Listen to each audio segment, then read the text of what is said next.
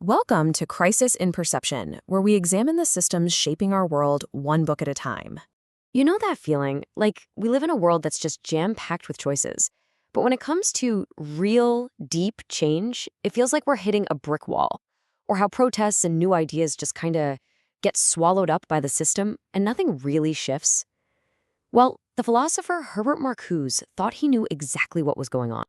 All right, let's get into it. Marcuse's big idea is that control today isn't what you might picture. It's not about brute force or secret police. He called it something much more subtle, a comfortable cage. And the scary part? We might not even know we're living in it. So back in the day, control was pretty obvious, right? It was all about force and domination. But Marcuse says the game has changed. Now control works through satisfaction. Yeah, you heard that right. The system keeps us happy, keeps us content. It's constantly creating new things for us to want, and then poof, it provides them. And if we're satisfied, why would we ever want to rock the boat? So how exactly does this logic of containment pull it off? Well, Marcuse breaks it down into a few really key concepts that show us how this whole subtle system of control actually works. Okay, first up is something he called one-dimensional thought. Basically, it's when our thinking gets, well, flattened. It's that mindset where we stop being able to imagine a world that's truly different from the one we have. We just accept that the way things are is the only way they can be. End of story. And here's the kicker. Marcuse says this isn't just you or me being lazy thinkers. Oh no, it's actually baked into the system.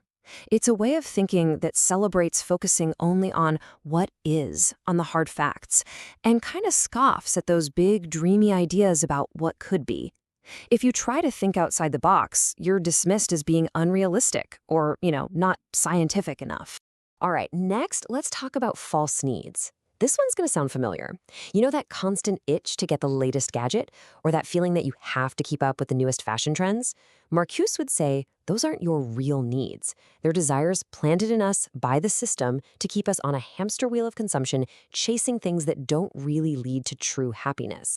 And this is so important. These aren't just natural human wants. According to Marcuse, they're literally manufactured by a society that, frankly, needs us to be distracted to keep chugging along.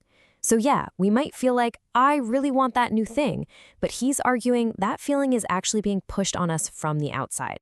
And all this leads to a really wild idea he called repressive affluence. It's a total paradox, right?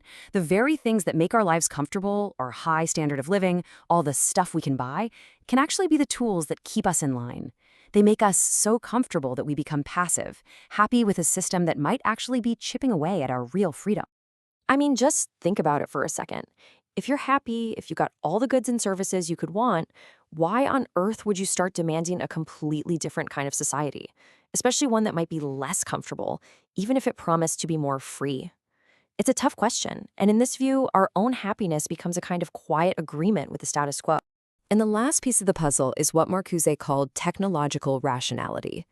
This is the idea that the logic we use to build machines, pure efficiency, calculation, control, starts to leak out and take over everything. Our whole society starts to run like a giant, well-oiled machine, and any form of control is just justified as being more rational or progressive. Okay, I know that's a lot of abstract stuff, so let's try a simple metaphor to make it all click. I want you to picture our society as a really long, wide hallway. It's super comfortable, The lighting's nice, it's clean, and there's tons of space to walk around. Now, inside this hallway, you have choices. You can walk on the left side, you can walk on the right, you can pick from all these different products and lifestyles that are on display.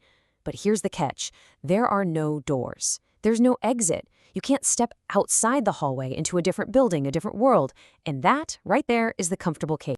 So what does this do to our whole idea of what freedom even means? Marcuse's work really pushes us to think past the simple definitions we're used to. When you start thinking this way, you realize that maybe real freedom isn't about having a million choices inside the hallway.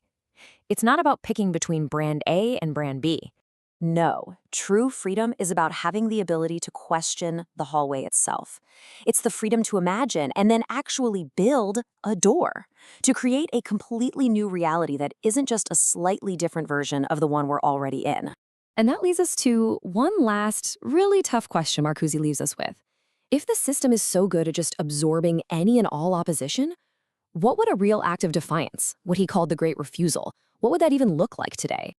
All of these powerful, mind-bending ideas we've been talking about come from Herbert Marcuse's groundbreaking 1964 book, One-Dimensional Man. So if any of this has got you thinking, we really hope you'll dig deeper. You can grab a copy of the book for yourself or check it out from your local library. For the full, long-form deep dive into this book and its ideas, follow the link in the description. If you enjoy systems-level analysis like this, please subscribe and comment with books or topics you'd like us to explore next.